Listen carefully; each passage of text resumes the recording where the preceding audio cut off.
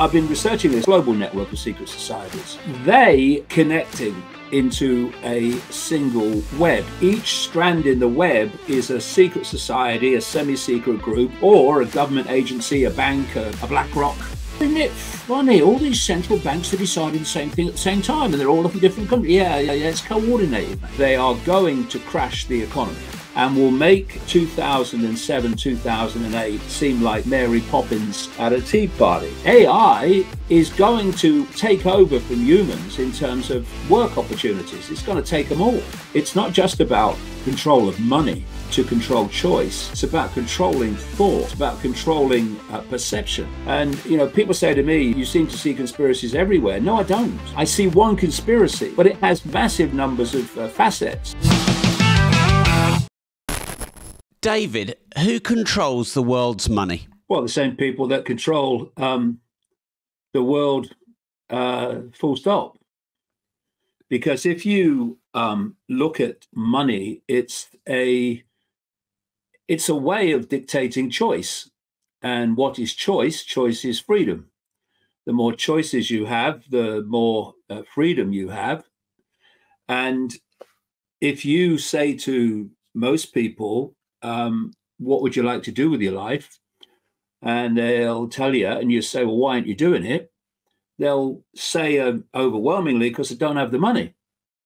So if you can control money, you control choice, and therefore you control freedom. And given that the deletion of freedom is the whole goal of this cabal, this global cult, as I call it, then it must fundamentally control money as a matter of course. And we are moving now into a level of financial control that we've never seen before because of technology.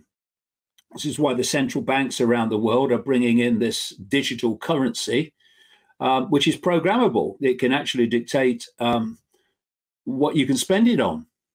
And, you know, I've got a friend who wanted to buy some crypto and wanted to move money from a regular bank account to buy some crypto. And they got a call from the fraud department of the bank asking them why they were buying crypto and did they know it was dangerous and dodgy and all that stuff. And, you know, that's just a stepping stone towards, well, we'll program it so you can't buy it at all, or you can't buy anything you want to buy at all. So the control of money is fundamental. So I've asked this question to a few people, and some people have said the central banks, but some people have said funds like BlackRock, Vanguard. I know that BlackRock own a large amount of the largest companies in America. Could you argue that BlackRock kind of is a bank because it controls billions of trillions of trillions, trillions. Well, I mean, there's a little bit of background because people talk about banks and they talk about BlackRock and State Street and Vanguard and Fidelity Investments, but they're actually talking about the same organization ultimately. The way it works is this. I've been researching this now I'm in my 35th year of doing it. There's what I call this global cult. And what that is a network of secret societies, a global network of secret societies. And these secret societies are fiercely compartmentalized, as is the global cult in totality. And thus, the great majority of people in them, the different levels of so-called degree, as they call them in Freemasonry, are only have access to a certain amount of the information about the game and the goals and the whole modus operandi. But you have a few at the top of these secret societies who, or the inner core, whichever symbolism you like, and they do know the game, or at least major levels of the game. And they are basically connecting into a single web. So how it works is you've got the spider at the center of the web. There's the people you never see. And then immediately around the web, if you imagine a spider's web around the planet, and each strand in the web is a secret society, a semi-secret group, or a government agency, a bank, a BlackRock, whatever. And so the strands immediately around the spider, seriously in the hidden, they are the most exclusive secret societies. Many of them don't even have names, so it makes them harder to track. And as you come out from the spider, where it's all coming from, where the global agenda is coming from, you meet the secret societies. We do know the Freemasons, the inner core. I mean, the Knights of Malta, the Knights Templar, the Opus Dei, and the inner core of the Jesuit order, Skull and Bone Society in America, and stuff like that. As you reach a certain point coming out of the spider in the web, you meet what I call the cusp organizations. That's the cusp. It's where the hidden, the secret society level, meets the seen, which is the world that we live in and we see on the news. And these cusp organizations have the role of taking the agenda, the global agenda, from the hidden and playing it out in the seen. And it's at this point that you find the World Economic Forum, the Bilderberg Group, the Council on Foreign Relations, the Trilateral Commission. The United Nations is also a cusp organization. And also, and there's another one called the Club of Rome that was started in 1968 that is specific and was from the start specifically designed to exploit concerns about the environment to justify centralized dystopia. And that's in a massive way where the whole global warming hoax and climate change hoax came from. And also in this cusp part of the web are this now enormous number of think tanks and non-governmental organizations. And once again, these organizations, these cusp organizations, are compartmentalized fiercely. And you only know what you need to know to make your contribution. So most of them also are in the dark about the big picture. And then you come out into the arena, the world that we live in, that we see, and it looks like you've got Silicon Valley and the World Health Organization and the pharmaceutical cartel and the banks and the BlackRocks and the governments and the government agencies. And on one level, that's how it works, because most of the people who work for those organizations believe they're in and of themselves. But if you go deep enough into them, they're in a core, they attach to this web. And at that point, these organizations are all the same organization. And at the same time, you had the Silicon Valley corporations like Facebook and YouTube and Google and all these other people they said from the start, we're going to censor anyone that challenges that World Health Organization narrative on our platforms, which is kind of crazy if you think about it. It's supposed to be an open forum. It's supposed to be a town square of opinion, but no.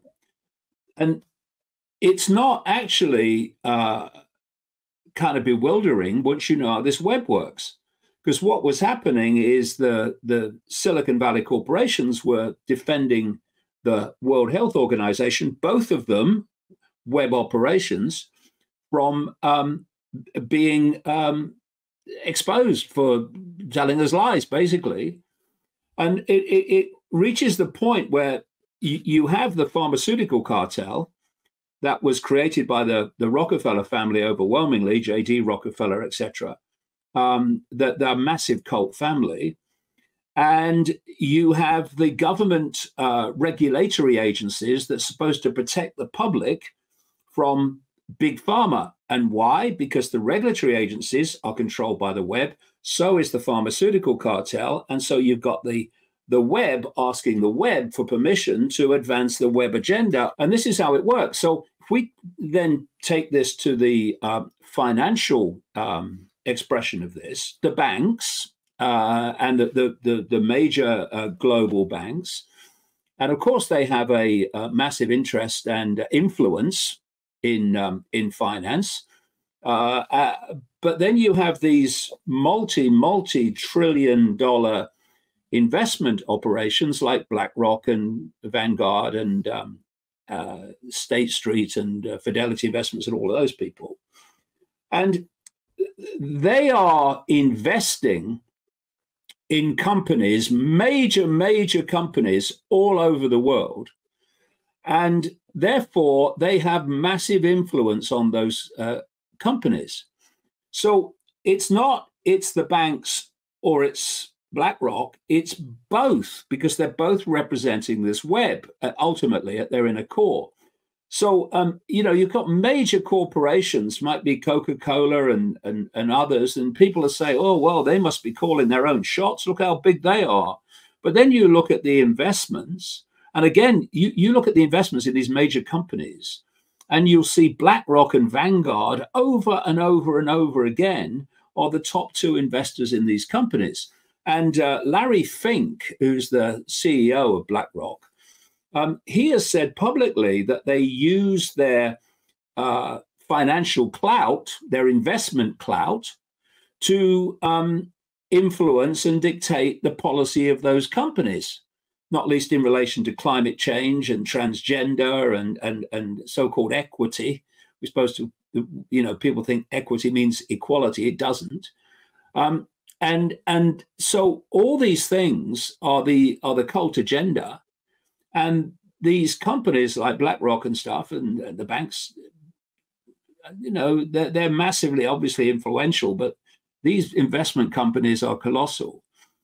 They say, this is what we want you to do. This is what your policy will be in return for our investment. And so the number of organizations you need once you've reached the scale of these to dictate policy and the direction of the world gets fewer and fewer all the time. This recent budget should warn you that your pension is not safe and secure, and they're coming for your inheritance. Do you even know how much is in your pension or where your pension is invested? Add to this the recent inheritance tax grab on your pensions and the risk of a market crash. You probably didn't know this, and I didn't until recently, but physical gold can be added to your pension pot. Gold is inheritance tax free and has grown 700% in the last 20 years. You probably know from my content I'm investing heavily in silver and gold, and that's why I've partnered with Direct Bullion. Myself and Nigel Farage are brand ambassadors, and Direct Bullion can help you with gold to protect and grow your pension. I buy my gold and silver from Direct Bullion, and I don't earn any money on any purchases of gold or silver if you buy direct from Direct Bullion. So if you go to robmore.directbullion.com, you can get a great price on your silver and gold, and you can get the pension gold investing guide completely for free. As you know, I don't do many strategic partnerships. And when I do them with people who are credible, who've been doing it a long time, who invest in things that I invest in too. And gold and silver's going wild. I'm investing heavily in gold and silver, and I recommend you check out robmore.directbullion.com. So, what is the financial agenda of this, let's call it, money matrix? Is it just pure maximum profit, or is it also something else? Well, this is the thing, you see. As I mentioned at the start, money is a key to choice, and choice is a key to freedom. And, I hear people that say, oh, they're only doing it for money. It's all about money. Well, these people are psychopathic and extraordinarily greedy. So on one level, they like the money. But of course, the money is a bonus. And what is money? It's a vehicle of control. So if you look at what's happened in the world, the finances of the world have been funneled and concentrated into fewer and fewer hands, where you have basically a handful of multi-billionaires that own basically half the wealth of the world in terms of what other people have. And when you concentrate finance money to that extent, you're concentrating choice and you're denying it to those that don't have it. But where this is going, or plan to go, unless we wake up fast, is that we're going to go beyond that. They want to go to a point where that they own and control the entirety of global finance. I would mention from what I said earlier, what I remember, by the way, that the central banks of the world are working to a unified agenda. And it's unified through the Bank for International Settlements in Basel, Switzerland, which is a private organization where the central bank heads meet and decide or get told what's going to be the common agenda of those central banks. And of course, the central banks like the Federal Reserve, Bank of England, etc., have enormous impacts on national economies. So, and this is how, by the way, this digital currency agenda, the programmable digital currency, through the central banks, is being coordinated through the Bank for International Settlements, through all the others. So it's like, isn't it funny? All these central banks are deciding the same thing at the same time, and they're all from different countries. Yeah, it's coordinated, mate. It's coordinated. So you're looking at a scenario, and there are three elements to it: the concentration of money, AI, and a guaranteed income for the population. And how it works is, first of all, they are going to crash the economy. This is part of the game. They're going to crash the economy on a level that you'll hear on Mars, and will make 2007, 2008 seem like, Mary Poppins at a tea party. Because they want to crash the system as it is now so they can introduce their new system, which will be based on programmable digital money. And we're seeing all the stepping stones being brought in towards that now. Will destroy the job prospects of enormous numbers of people, because lots of companies are out of business. Because the idea is you centralize, you centralize, and you centralize, and you hoover up until there's just that handful of global corporations that run everything. See Amazon. And the AI part of it is one, AI, I've been predicting this and saying this for so bloody long, decades now, is going to take over from humans in terms of work opportunities. It's going to take them all. We're now in the situation, irony of ironies, where more and more news stories are being written by AI. So journalists are losing their jobs. The journalists that kept their mouths shut, their heads down, and their minds ignorant, to allow all this to go on unreported. So AI is taking, and we've seen nothing yet, enormous amounts of jobs from people. So what the idea then is to say, okay, we've got to do something for people. We've got to give them an income. They've got no income. And I'll come to that in a second. But the second part of AI is to run the system. We're seeing AI more and more and more running human life. The idea is that it takes over completely. So, for instance, with the digital currency, the idea is that they are going to introduce, and they are in some places starting to do it already, what they call 15-minute cities. And these will be communities within cities, within towns, where you can only drive out of them so many times a month. Eventually, at all without permission. They won't have a car anyway, because they are getting rid of petrol and diesel cars, and there's no way in the world they're going to replace them with electric. In their entirety, people are just going to be without a car because there's a war on movement as part of all this agenda. And the idea is that if you did try to drive out of your sector, then you'll pass a number plate camera.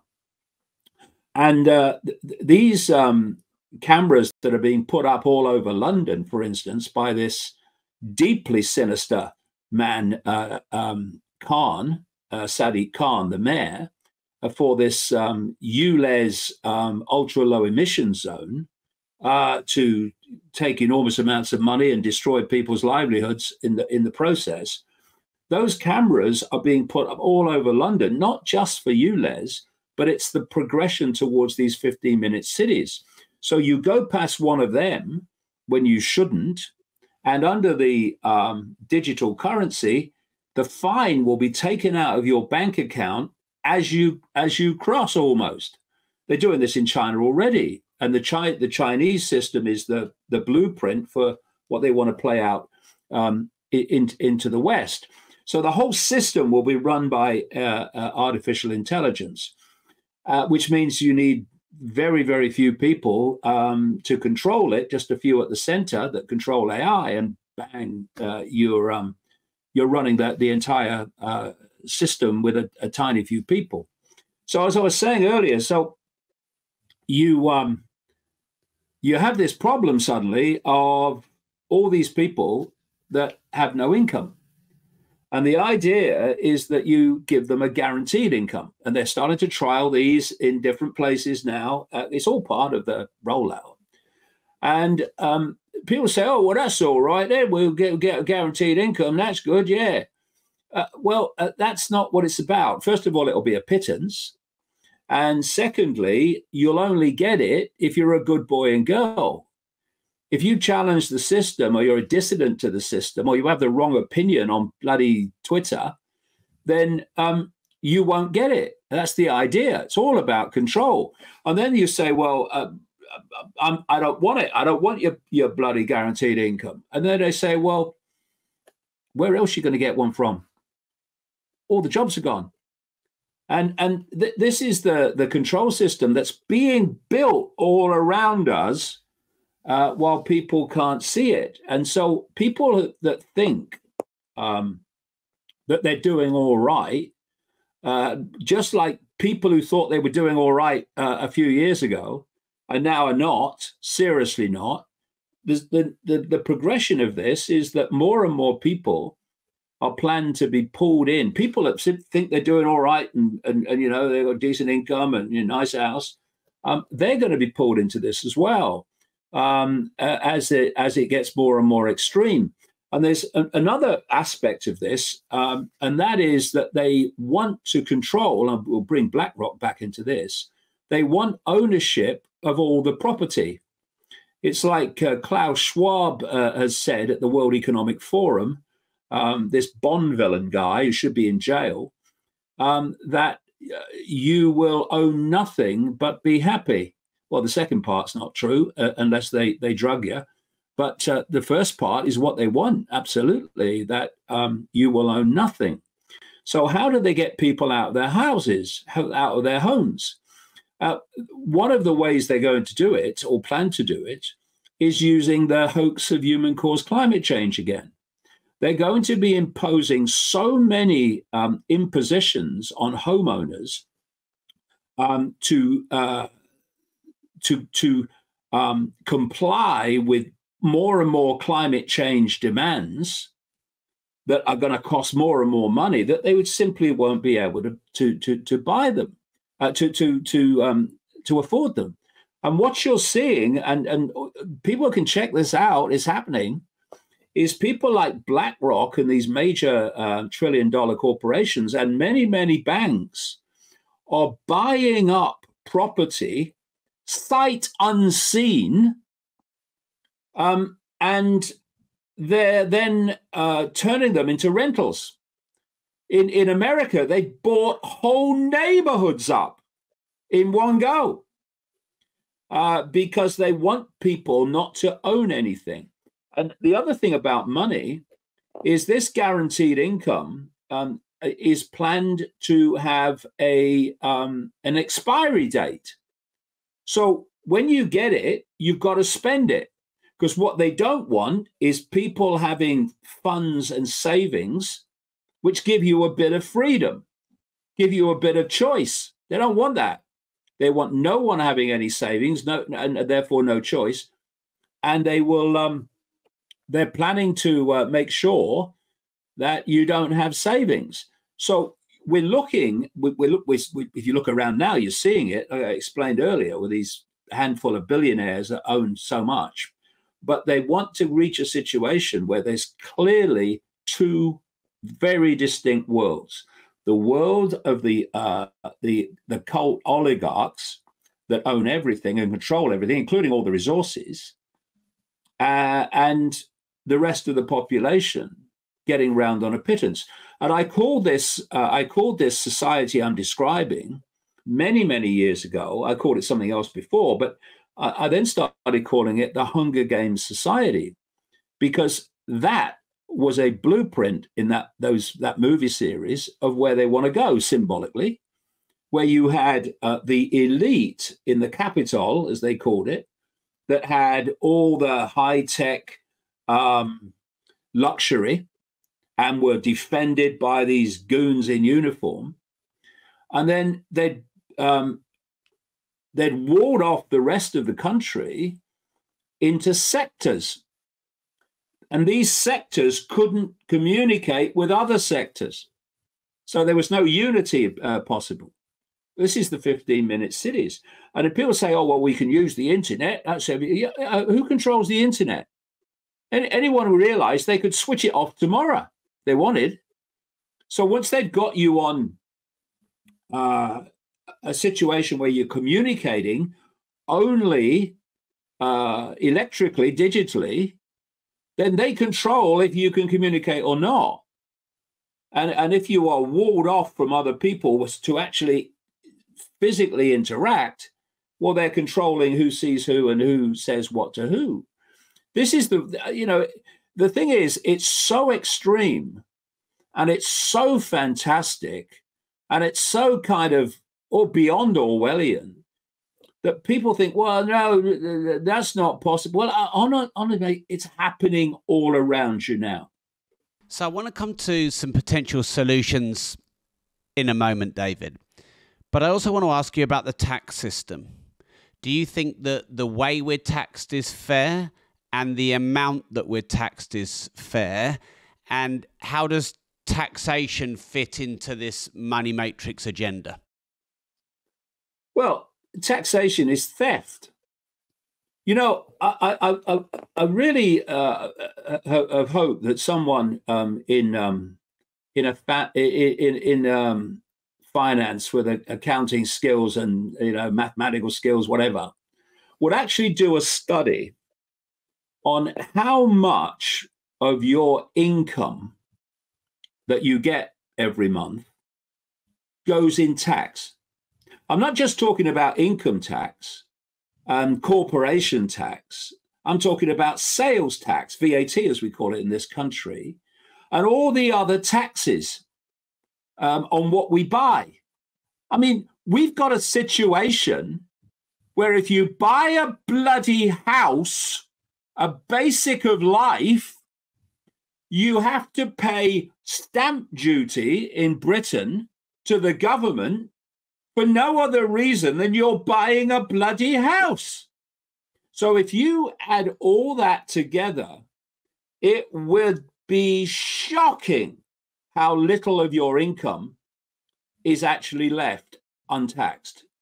David, you can actually spend, Yeah, I did not a fag packet calculation. I did a fair bit of research into this because, you mentioned about a house. You also then have council tax just once you're living in it.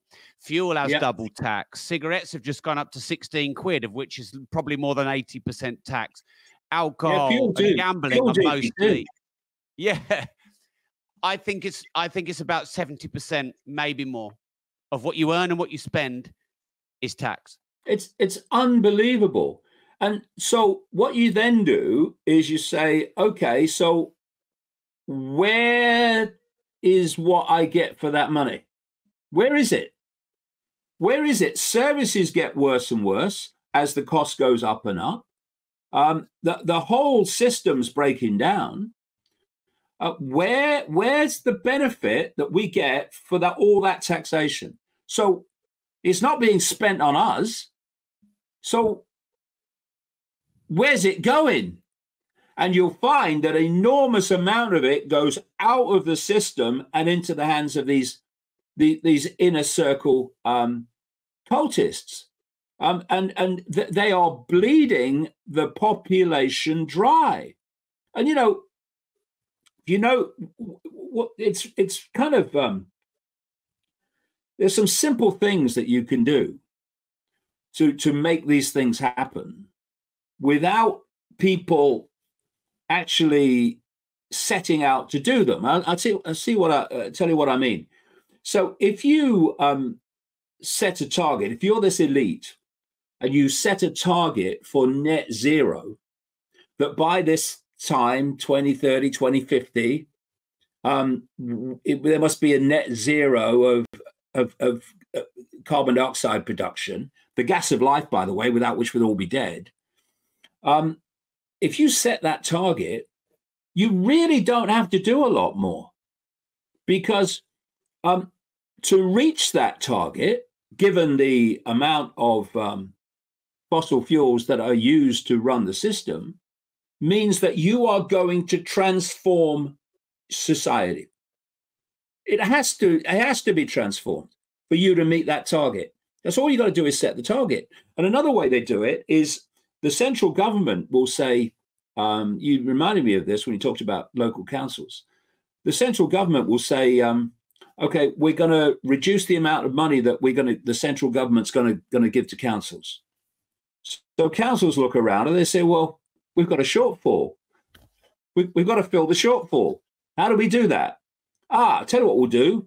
We'll do it, for instance, in parking fines. So you have bigger and bigger fines. You can't park anywhere. You're a minute over, and there's a thing in the post. And councils then start to fleece their communities, trying to make up the shortfall. And all government said is, you're not going to get as much as we gave you before, percentage-wise, whatever. And that immediately starts this, well, we've got to fleece the local community then to make up the shortfall. So these little things are put in place because they're like dominoes. They know if you can, for instance, say, have a target of net zero, the dominoes are going to start to fall. Because to reach that target, a lot of things have to happen, which means society is not like it has been up to this point. It's this web I described, this web which allows a tiny few people to actually dictate the policy, is something that people really have got to get their minds around to understand how this is all coordinated. And it's a very simple thing. People think, well, a few people can't control 8 billion. How it works is it's a very simple process of imposition and acquiescence. You said a few minutes ago about solutions. If people could just picture a pyramid image, at the top of the pyramid is the inner core of this global cult, the real inner circle. And at the bottom is the mass of the population. So how does that tiny few dictate to the lives and the direction of the lives of 8 billion people? By imposition and acquiescence. This is how it works. Dead simple. And it's been going on through history. Until we break the cycle, it will go on. The inner core at the top says to the next level below it in the hierarchy, this is what you do. And this is the policy, this is what you do.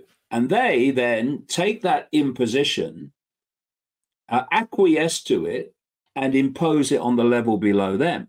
And very soon after you come down from that peak, you're meeting levels of the hierarchy going down towards the population that have no idea there is an inner circle or even a cult. They're just doing what their perceived superiors tell them to do. And the superiors are doing what their perceived superiors tell them to do. And so you come down the pyramid, imposition, acquiescence, imposition, acquiescence, imposition, acquiescence. And so you come down to the bottom.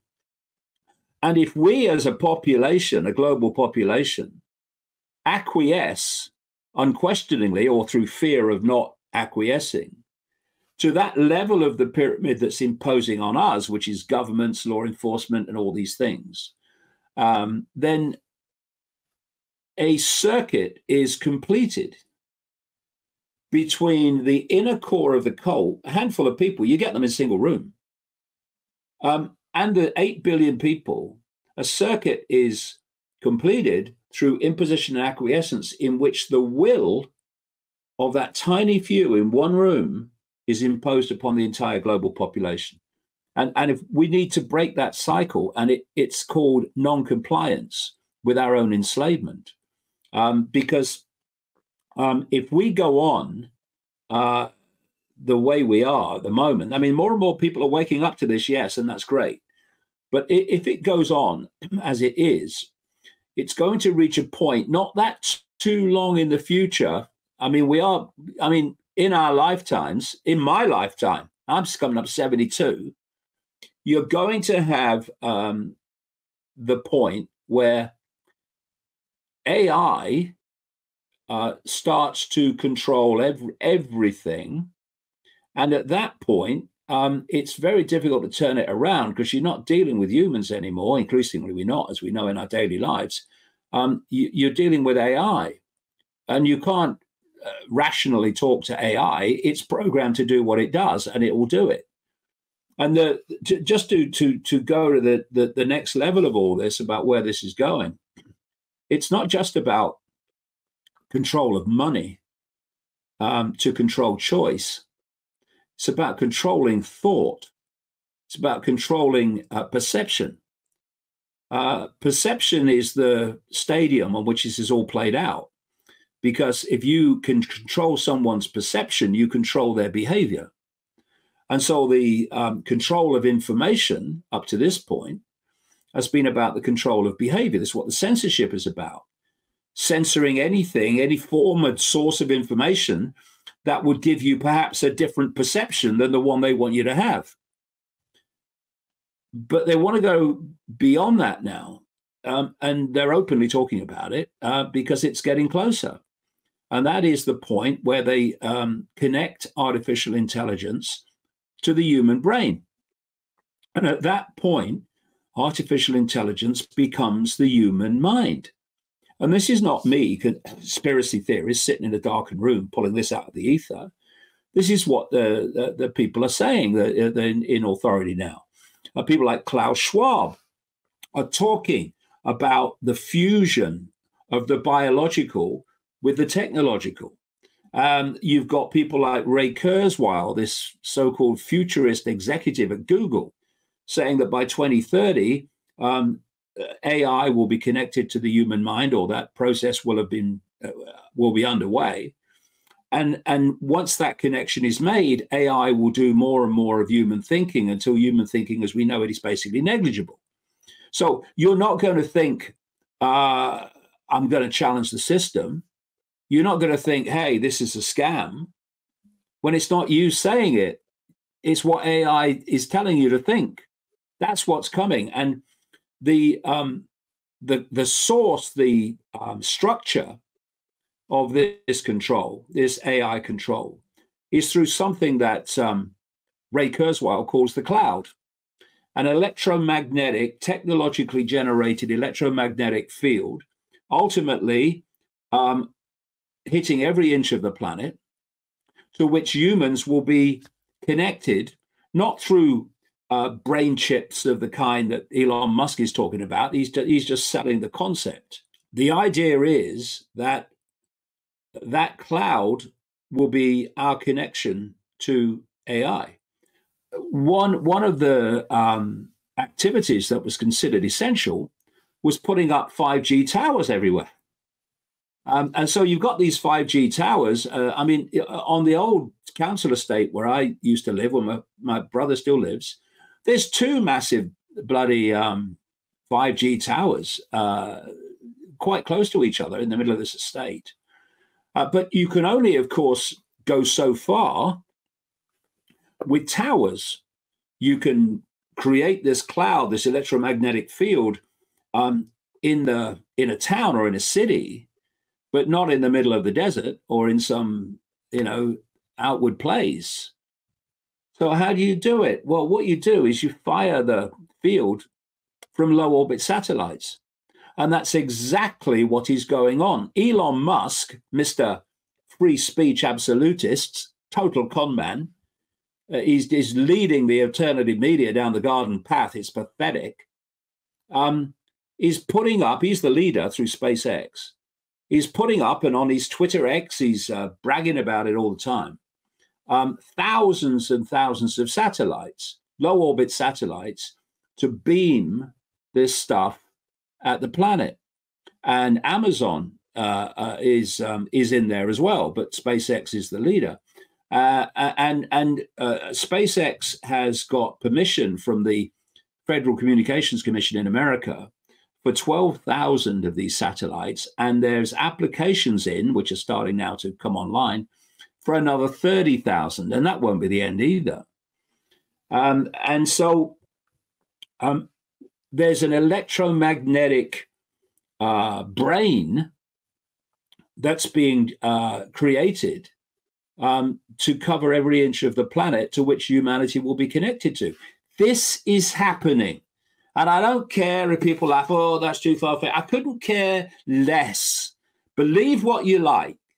It's happening. And if you don't get your arse in gear, people, it will be completed. Now, I've been on a mission for 17 years to help as many people on this planet get better financial knowledge. If, like me, you'd like to make, manage and multiply more money, I recommend that you join my digital financial freedom platform. It's really easy to join. You just type in rob.team. There you're going to learn my 4 M's of making, managing, maintaining and multiplying more money. And the even better news is there's no risk to you because it costs less than 20 pence a day to join. You can cancel anytime. Join right now. I'll also give you my 12-week Money Mastermind University completely for free. It exposes the banking system and teaches you how to play them at their own game. If you join rob.team right now, you get that completely for free. Just type in rob.team. We'll see you inside with the 10,000 other members in rob.team. So, still want to talk about solutions. I also want to talk about your role in speaking out on this. There's one thing I still want to ask before I do that, and that is, if the central banks and governments control the production of money, physical and digital, and can therefore put into the economy trillions, like they did post-March 2020, where they overtook the entire production of money ever in a few short years, why do we need to be taxed if they can just generate their own revenue stream? Well, of course, we don't need to be. But if we were not taxed, think of the massively increased choice that would come from that. They don't want to give us choice. They want to take our choice away. So they want to limit the amount of money that people have.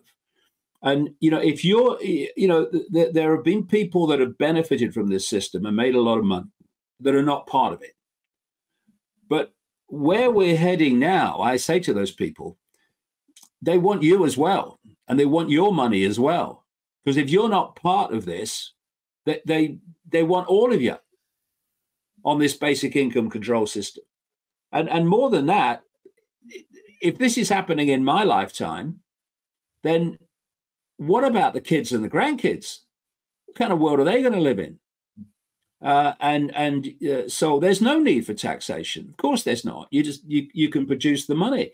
But what they've been doing systematically, there's so many elements to this from a trade and finance point of view. What they've been doing is putting inflation into the system. What they're doing is undermining national economies and the global economy, especially in the West. The West is the target. They want to dismantle Western society. That's why the borders are wide open. So Western society can be dismantled with a massive infusion from other cultures. And the whole foundation of the way the world's moving from a geopolitical financial point of view is it's moving eastward, and it's being done on purpose. You know, when you look back at Chairman Mao and his revolution in China, Chairman Mao was a cult operative. He was put in there for a reason. The reason was that if you are paying lip service to freedom, democracy, then you can only move in this agenda at a certain pace. Because people are going, hold on, what are you doing? What are you doing? Because there's supposed to be a free country, isn't it? So in China, they had the Mao Revolution, and they had a massive population within which they could incubate and develop a system of, not least through AI, of total human control and surveillance. And the idea was that once that had been perfected, you play it out across the world. The West has become more and more like China. And what other things have been happening, like the Western corporations, the cult corporations, have been outsourcing their production to China in the East. They've been giving China control over the global supply chain of very essential goods. And China is after Taiwan, says it should have Taiwan, it's his land, their land. And Taiwan is responsible for about 60% of the production of semiconductors, which are essential to the technological world that we are now in. So the control that China would have if they got hold of Taiwan is massive in and of itself. And then you have the Ukraine situation, and the sanctions. I mean, Putin is all part of it as well. It's all a game. But what he said in an interview recently was true, but totally disingenuous, because he knows the reason. It's that all the Western sanctions against Russia for the invasion of Ukraine have not harmed Russia, because Russia has just done more and more trade with China and sold more and more resources and energy resources to China and other Eastern countries. The sanctions have been devastating for the West. And Putin said in this interview that he was bewildered. He was bewildered. Why would they do that? Well, you know, Vladimir, why they've done it. They've done it because the idea is to dismantle Western hegemony and power and economic power. And that's why the sanctions have backfired. They were meant to backfire. This is how it all works. And so you're now looking at the BRICS group of countries, headed by China and Russia.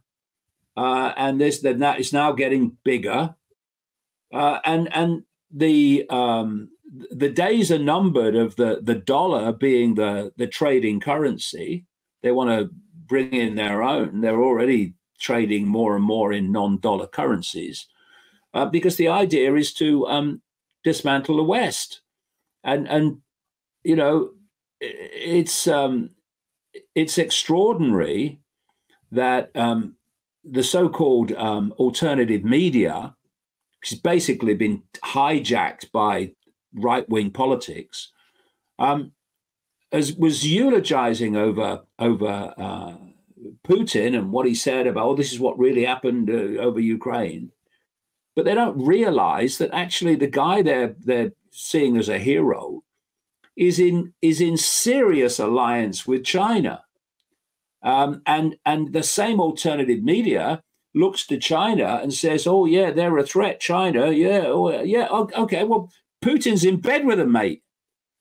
And you're seeing him as a hero. It's ridiculous. The idea that you have a global manipulation network, but Russia's not part of it, is ridiculous. Of course it's part of it, not the people, the government. So, David, as I understand it, and there may be more, you've been kicked off, stroke banned from Facebook, YouTube, Spotify. Ofcom launched an investigation against you. You've had some bans in entering many European countries. Now, 29. Andrew Tate said to me, he said there are 3 stages of when they come to silence you. Number 1, they cancel you and your voice. Then they imprison you. Then they assassinate you. Are you worried about stages 2 and 3 happening to you, being imprisoned or worse? And do you agree with what Andrew Tate said about that? I couldn't care less, mate. I have a simple philosophy. I do what I believe is right, and the consequences take care of themselves. Always have, always will. I don't think there's very much that I would agree with Andrew Tate about anything, to be honest. I'd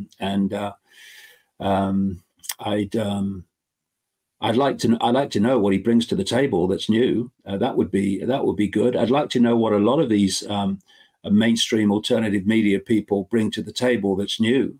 Because I'm looking at their big audiences where they're algorithmically boosted and where they're given these big audiences, and they're now the center of the alternative media.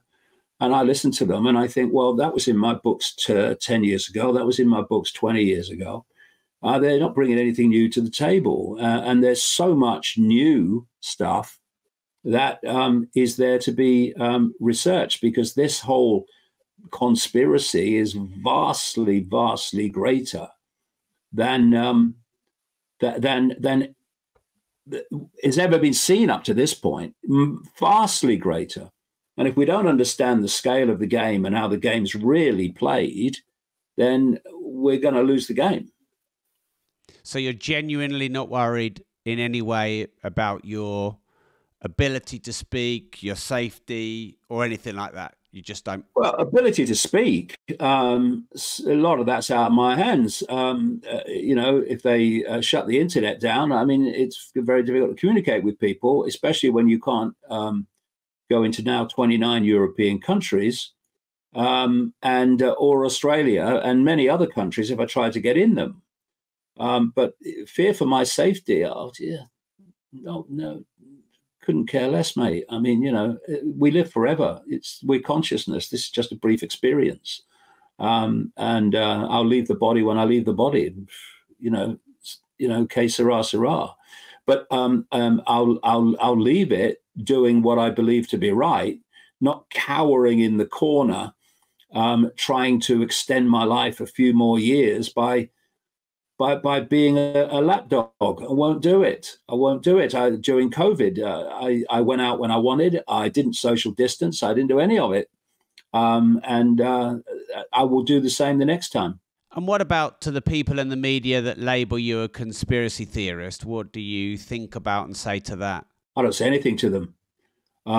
The level of moron that is recruited to be a so-called journalist these days is utterly shocking.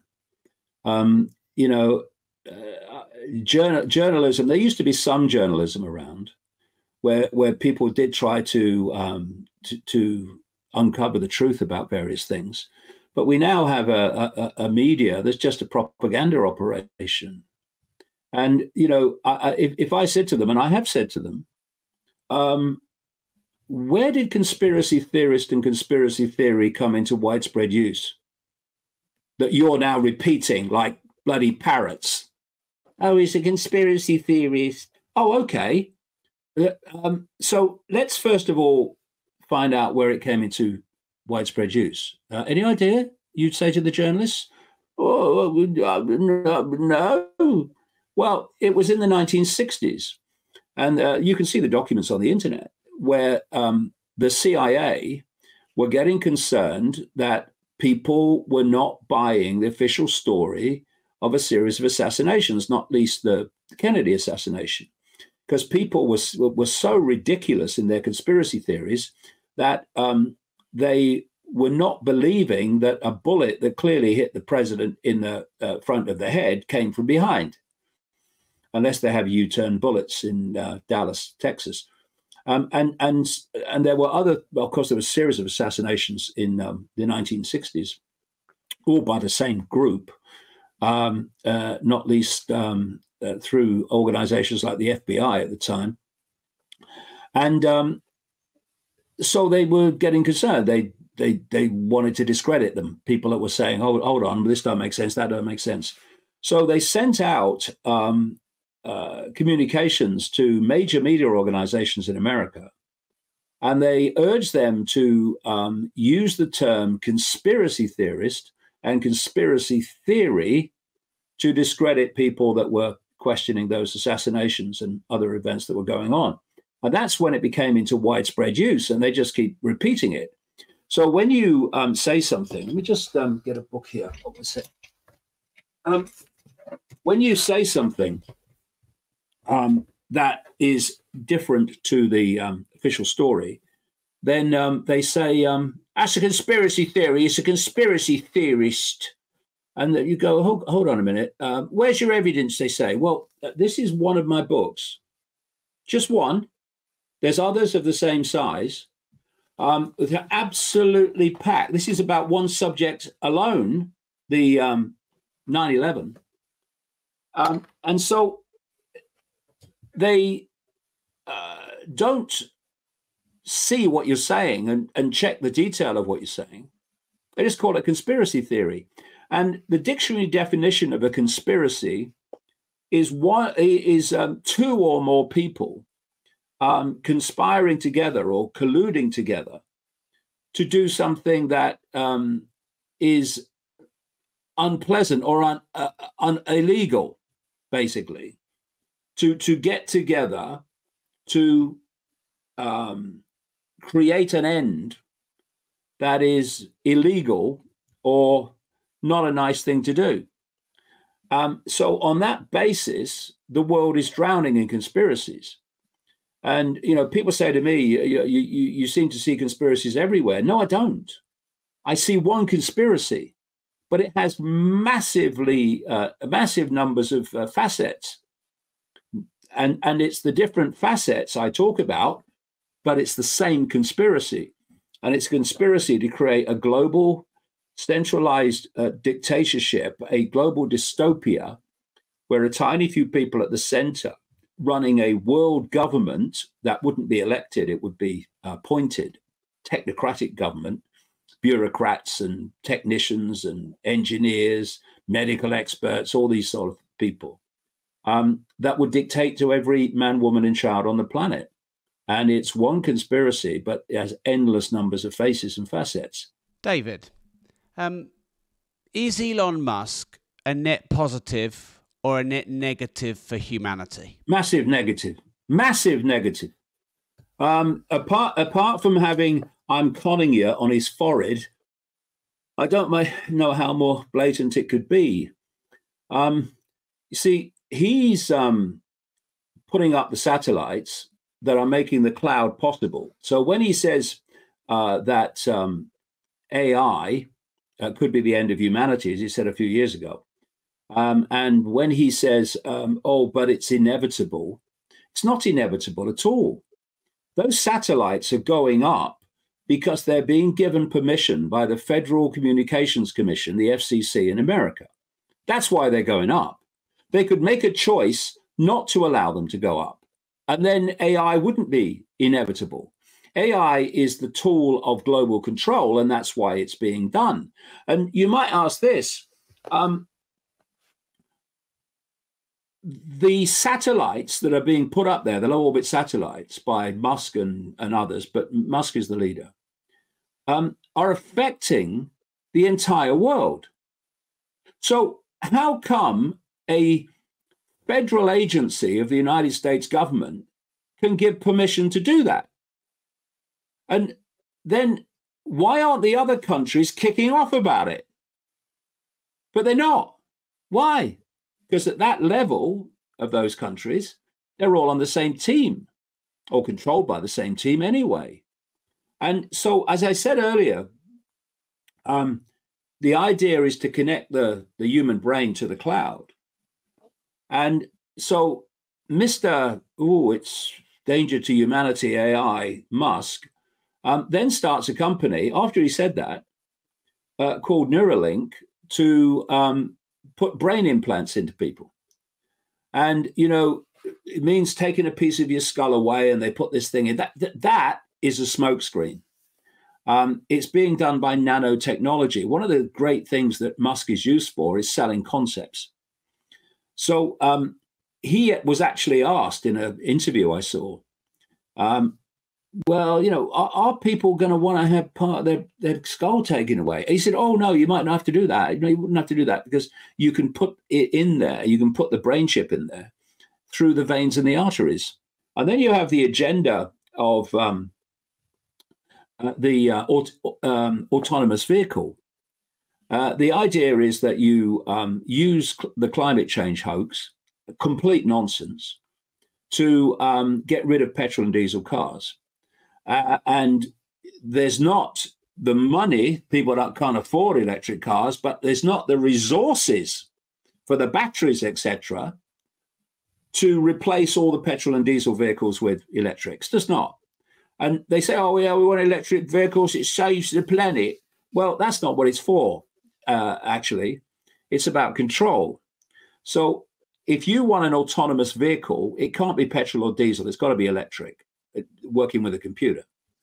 So you've got to get rid of petrol and diesel vehicles if you want the autonomous vehicles, which they do. So you get in a petrol and diesel vehicle now, and you basically, unless it's a military establishment or something, you drive it where you like. With an autonomous vehicle, the computer is going to decide where you can go or not, and that because it will be programmed not to take you where the authorities don't want you to go. And it's all about control. So here's three major planks. There are others, but there's three major pillars of this agenda: the cloud, the brain chip, and autonomous cars. And he is fronting up companies that are advancing all of them. And he's said that he supports a carbon tax that's straight off the cult agenda wish list. A carbon tax where to save the planet from the gas of life, you will only have to be able to buy a certain number of things in a month before you cross your carbon limit, as they say. Where they say, oh, that you bought that takes so much carbon to make and all that, so you won't be able to buy anything else. And there's already a credit card, I think it's MasterCard, where they're putting carbon limits on it. And then you have him calling for a carbon tax because of global warming, which he knows is nonsense. His insider knowledge, he'll know it's nonsense. And then he's saying, and with AI, it's it's going to take a lot of jobs, or what we need is a basic income. Exactly off the wish list of the cult. And he's being given a free ride by what passes for the alternative media these days. There's lots of great people out there who are genuine, but the people that get the big audiences and the focus, they're honestly, I wouldn't pay them in washers. And they're giving him a free ride because he bought Twitter, actually with a load of these other major players in the game, and has let a few people back, although the suppression is there in another way now through shadow banning and stuff like that. And as a result, the alternative media, what I call the MAM, the mainstream alternative media, has gone into cognitive dissonance. Before, they were calling him out because of all these things that he was advancing, which were the cult agenda. Now they're quiet on it. Don't say a thing. Because, oh, no, he's a free speech absolutist. He is. He lets me right on Twitter. And so he's being given a free ride. And that's one of the reasons, just one, there are others, why he was allowed to buy Twitter. Because, people say, oh, it's great now. We can go back on Twitter. And before, they were controlling everything. Stopping people. Yeah, they were. And when Musk took it over, he released what he called these Twitter files to show, oh, look, all the control that was going on before me. So then you say to people, so the deep state, as you call it, which is just an expression of the cult, had control of Twitter and who could be on it and what they could say. Oh, yeah, absolutely they did, yeah. So that's what they want in it. They want that control. Oh, yeah, they want that control, yeah. So why did they sell it to Musk then? Why would they do that? Why would BlackRock and State Street and Fidelity Investments and JP Morgan, etc., why would they let him have it? Because there's an ulterior motive. And if you notice the and you know, I've done a lot of research on this, and others are starting to do a lot of research on it as well. These tech oligarchs, these multi-billionaire tech oligarchs, not these people like Peter Thiel, are moving in, Musk's old mate, are moving in on the alternative media. They're funding it. They're putting their people in there to give the right message. And they are seeking to dilute opposition to what they want, this AI control agenda, by hijacking the opposition. So if you look at this scenario, suddenly I noticed, because those posts of Musk on Twitter X, every single one is strategic. It's not by accident. It's not just the odd comment. They are calculated. So I noticed in the last few weeks that suddenly Elon Musk is posting about the dangers of what's happening on the United States southern border. He hadn't before, but now he suddenly is many times. That the border's open and people are coming in and we've got to stop it. Now, that is a point of concern of the alternative media and has been for years and years and years. I've been writing about it and warning about it and what the plan was for decades. So what's happened is people have gone, oh, Elon's seen it now. Elon's great. Look, he's pointing out the border. So where's this going? Well, where it's going is a virtual border, a border controlled by AI. And there's companies, not least connected to Peter Thiel, that are involved in this now. It's starting to play out. That's the solution to the problem they've calculatedly created. And so you had an alternative media and alternative thinkers, pushbackers, I call them, that can see some of this AI stuff and don't want it to happen, and normally would say, no, we don't want AI borders and biometric borders and all that stuff and biometric airports. Oh, no, they're pushing back against it.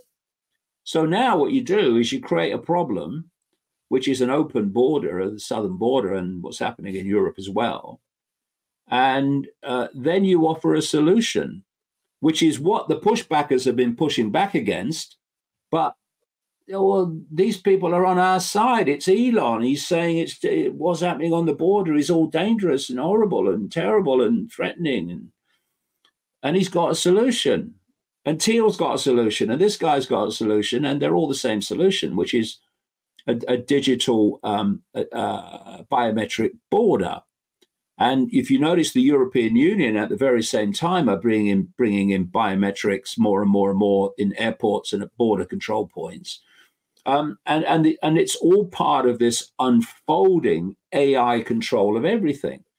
So Elon Musk, I wouldn't trust him to tell me the time in a room full of clocks, frankly. And I've said many times, debate me, Elon, live. I'd love it. Bring as many others as you want. I'd love it, because you haven't got a leg to stand on, and you know it if the truth is brought out about what you're really doing. So, David, we've talked here about what you call the cult or the cabal, and you mentioned earlier that the people who control the world at the top of the pyramid, you could get them all in a room. And I think you also said recently, aliens are on Earth and are controlling it. So what did you mean by that? And are you saying that these people who control the world are not human? The people that can ultimately control the world are not human. No, I've been saying that since 1996. And funnily enough, with all the ridicule you get, ridicule from people that don't even bother to read what you're saying and the detail of it, a lot of them are now starting to go, hold on a minute. When I do look at this, it's an anti-human agenda. I mean, one of the agendas that's going on quite demonstrably is they're targeting farmers and the production of food. That's an anti-human agenda, because the whole point of targeting food, targeting water, targeting energy access is a simple equation. What you are dependent upon controls you. And if you have abundance, then you don't have dependence. If you have scarcity, you have dependence, thus control. And so the idea is to massively reduce the amount of food being produced in the world. And it's happening. I mean, in the Netherlands, they are compulsory purchasing the land of 3,000 Dutch farmers in the second biggest exporter of food country by value in the world. Now, that's massively so. And you've seen all these farmer protests all over Europe as a result of it in many countries now, including Germany. So it's an anti-human agenda. And I could go on and on about the other anti-human parts of it. But so it's less and less of a stretch for people to think that an anti-human agenda could be orchestrated by a non-human force. And, people are, they think about extraterrestrials or whatever. They think about, people in spaceships and what have you. I'm not talking about extraterrestrial in the sense of in the world that we live in. I'm talking about other dimensional non-human forces that operate out of a dimension that's very, very close to this one and kind of fuses into it, called the astral in esoteric terms. And that's where this is really being orchestrated from. And I've done a series of books. One's called The Trap, one's called The Dream, the latest one. And I'm just closing in on finishing the third in the trilogy, which kind of describes the totality of this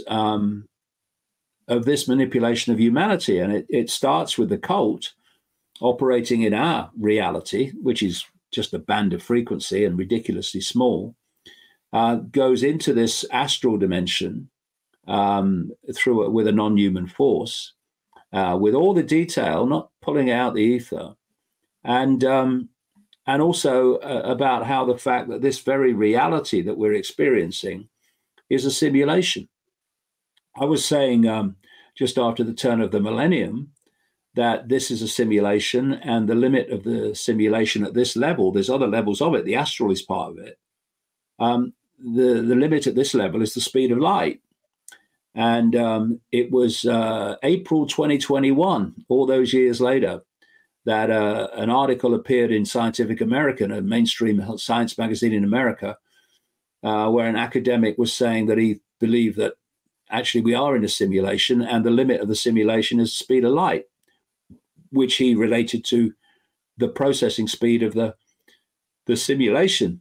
And since I've been talking about this in the early part of the 2000s, more and more mainstream scientists have come out and said, actually, it does look like we're in a simulation.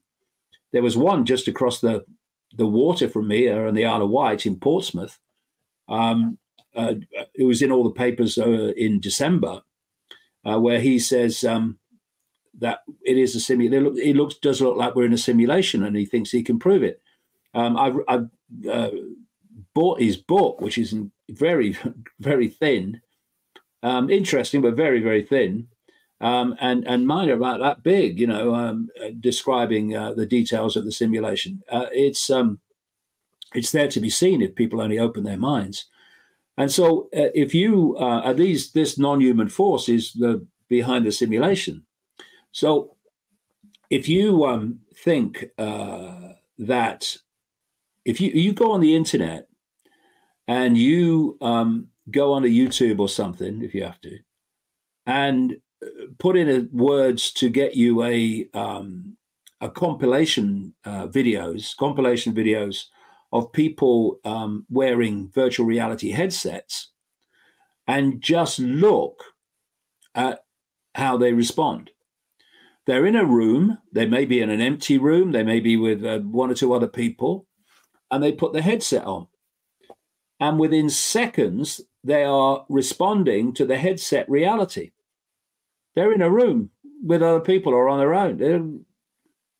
It's just a game. But not to their perception, it's not. It's real.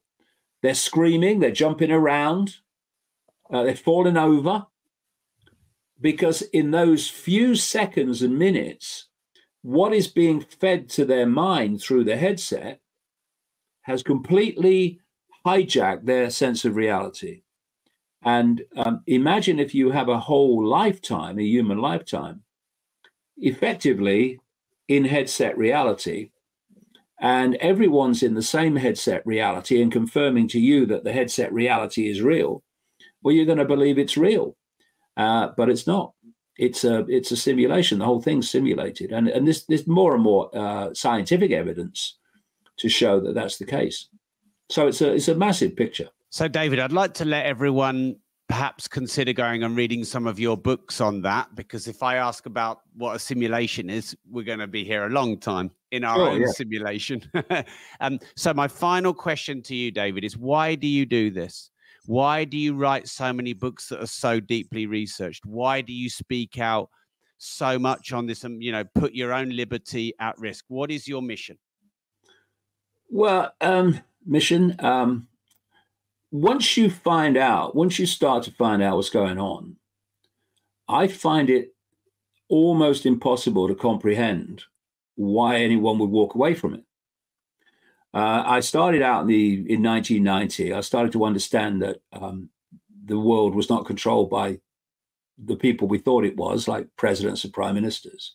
It then went in 1996 into the non-human aspect of it, what was behind this cult, then into the simulation and so on.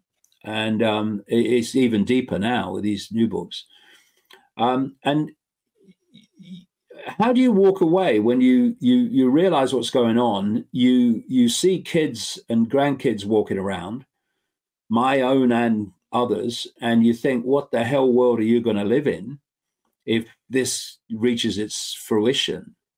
Then I don't see how anyone can walk away and just quietly get on with their life, knowing that that's coming.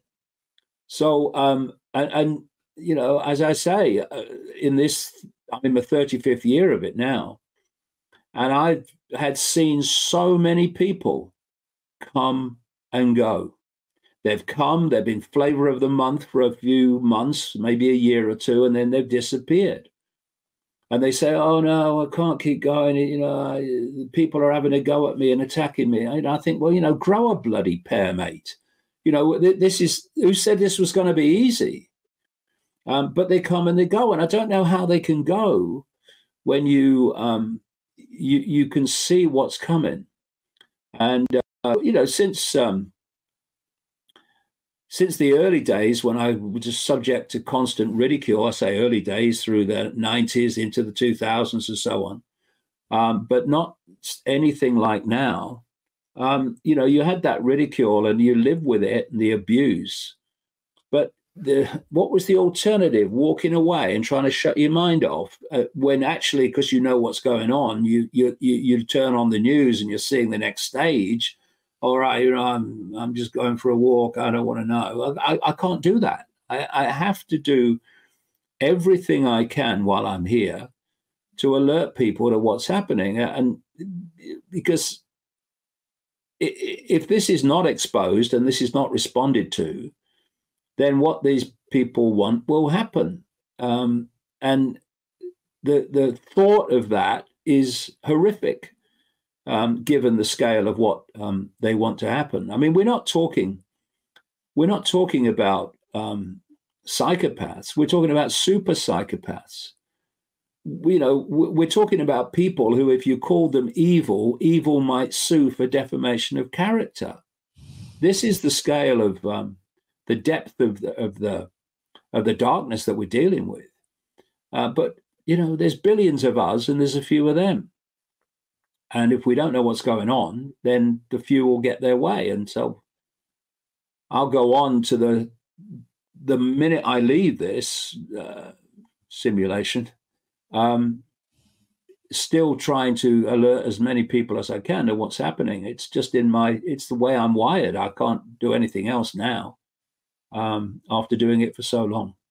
So David, where can we find you, follow you, where you're still up and running? Where can we get your books and your work, and wherever you're going to be campaigning or helping? Yeah, well, they can get my books at davidicke.com. There's the Voids Amazon, davidicke.com. There's a stream of them, still turning them out. It's getting deeper and deeper in the rabbit hole. But there's one I would recommend that really encompasses the whole thing. It's called Everything You Need to Know But Have Never Been Told. And then the latest ones are The Trap, The Dream, and one that I'm well on the way to finishing now. Will be out this year. I'll be doing some public talks around Britain in the autumn, at about 10 different cities. So that's where I'm doing what I'm doing, and then responding to whatever happens. DavidIcke.com every day as the news stories in context, and my videos are all up there as well. And then there's the Iconic platform, which is our media platform. And it was started by my son in 2019. And or was it 2018? Not very long ago anyway. And it's been fantastically successful. And we have a simple motto: question everything. And we do not have a limit on where we will go if the evidence takes us there. The evidence is our guide, not preconceived idea, and certainly not what will people think if we say this. So it's a bastion of the alternative media that is truly alternative. And what's the URL for that? Iconic? Iconic.com. Yeah. Yeah, I do a show every week called The Dot Connector. There's loads of great shows on there, and also full-length documentaries and films. There's a great series on there called Classified with Richard Willett that goes deep in the rabbit hole. It's a really great a great platform. I'm delighted with it. David, thank you very much for giving me your time and being on the show. No problem. All the best. You too. Thank you very much. Bye.